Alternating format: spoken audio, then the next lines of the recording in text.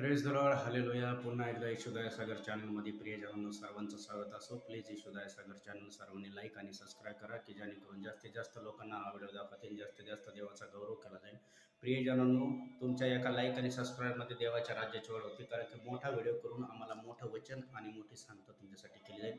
म्हणून please यशोदाय Sagar channel हा सर्वांनी लाईक आणि सबस्क्राईब करा, की जेणेकरून जास्तीत जास्त लोकांना हा व्हिडिओ दाखवतील, जास्तीत जास्त देवाचा गौरव केला जाईल. मी तुमच्यासाठी सुंदरसं देवाचा म्हणणं घेऊन आलोय. स्तोत्रसंहिता 32 आणि त्यातलं 8वं वचन, मी तुला बोध करीन, म्हणजे मार्गाने तू गेला पाहिजे, तुला त्याची शिक्षा देईन. मी तुला बोध करीन. परमेश्वर म्हणतो मी तुला बोध करेन आणि ज्या मार्गाने तू गेले पाहिजे त्याची त्याची शिक्षण मी तुला देईन. तुला बोध करेन म्हणजे मी तुला सांगन.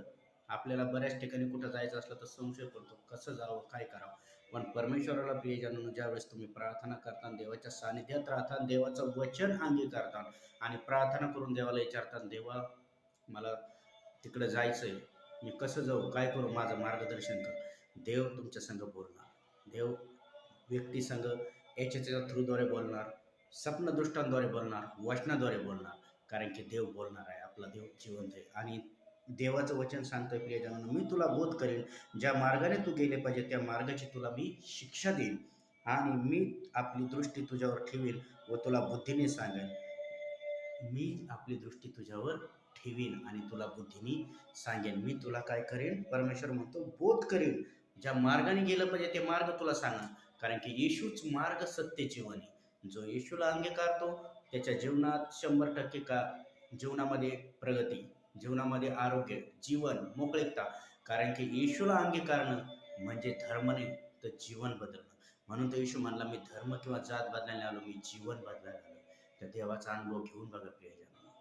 जिथं असताना तिथं फक्त म्हणा, प्रभू येशू माझ्या पापाची मला क्षमा कर. ह्या परिस्थितीत मला काही सुधारत नाही, पण तू मला सांग येशू, कसं करायचं, काय करायचं. येशू तुम्हाला सांगणार आणि तुमचं मार्गदर्शन करणार. कारण की तो बुद्धीचा ज्ञान करता आहे, तो प्रकाश देणार आहे, तो न्याय देवता आहे. म्हणून तो म्हणतो ज्ञानाचा आत्मा बी त्याच्याकडे. म्हणून प्लीज येशूला प्रार्थनेद्वारे मागा. प्रार्थना करणं म्हणजे नुसतं मागणंच नाहीये. तुमचा बाप आहे, तुम्ही बोला त्याच्या संग. जसं हे लेकरू आपल्या बापासंग काही जरी बोलतं, पण लेकराला किंवा आईला कळतं नाही याला काय पाहिजे. लहान लेकराला दूध पाहिजे, हे पाहिजे, ते देतं. तसं देवाला माहिती. म्हणून प्रियजनांनो, बोला, प्रार्थनेची विधी करा, प्रार्थना करा.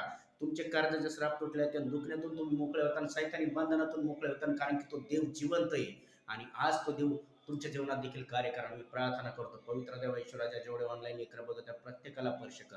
सैतानी बंधनातून मोकळे व्हा, श्रापातून मोकळे व्हा, कर्जातून मोकळे व्हा. येशूला